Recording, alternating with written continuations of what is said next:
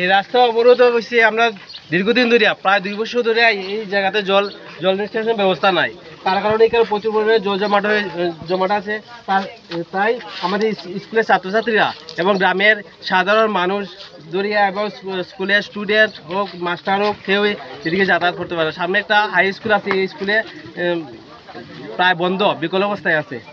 আর সেদিনকে একটা ছেলে, ছোটো বাচ্চা এখানে ওই আইলে দিকে যাচ্ছিল, তখন একটা ছেলে পড়ে গিয়েছিল। তারপর আমি সেই ছেলেটাকে উঠিয়ে তার তুলে দিয়েছি। কিছুক্ষণ থাকলে সেই ছেলেটাও মারা যেত, ছোটো একটা বাচ্চা। আর তাই আমরা এই জিনিসটা চাইলাম যে এই জল নিষ্কাশন হোক।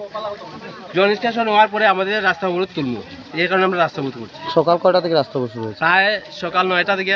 কেউ এসে কি আপনাদের সাথে দেখা করেছেন? আমরা প্রশাসন স্তর থেকে পুলিশ প্রশাসন আসলো, তো তারা ইয়া তো কিছু তারা যেমন একটা রঙ্গরসের মতো দাঁড়াইয়া গেছে গিয়া। আর কেউ আইসেন? আর কেউ আইসে না। এখন বর্তমানে আমরা ব্লক থেকে একজন সেক্রেটারি পাঠাইছে, পঞ্চায়েত সেক্রেটারি, উনি এসে কিছু লিখছেন আর কিছু বলছেন।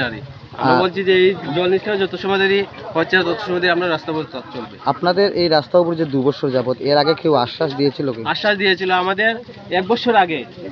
আমাদের চেয়ারম্যান শ্রীপদ দাস তিনি নিজে এসেছিলেন, এসে বলেছিলেন যে টেম্পোরারি একটা জলের ড্রেন দিয়ে জল নিষ্কাশন করে বলে দিয়েছিলেন যে 1 মাসের ভিতরে এখানে ব্লক দিবেন এবং পাকা ড্রেন করে দিবেন।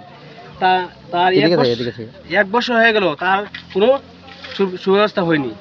তার কারণে ওই পুনরায় ওই ব্যক্তি আবার ওই ড্রেনটি বন্ধ করে দিয়েছে। বিশ্বজিৎ দাস উনি আবার ড্রেনটা বন্ধ করে দিয়েছে।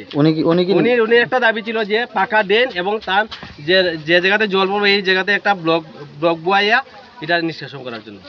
আর শ্রীপদবাবু বলেছিল যে 1 মাসের ভিতরে এটা করে দিবেন, কিন্তু 1 বছর হয়ে গেছে, তার কোনো ব্যবস্থা করেনি তিনি। এই কারণে আবার পুনরায় সেখানে জল জমাট হয়েছে। তাই আমরা রাস্তা অবরোধে সামিল হয়েছি সবাই, গ্রামের সবাই। কত ফ্যামিলি আছে এই রাস্তার উপর নির্ভরশীল?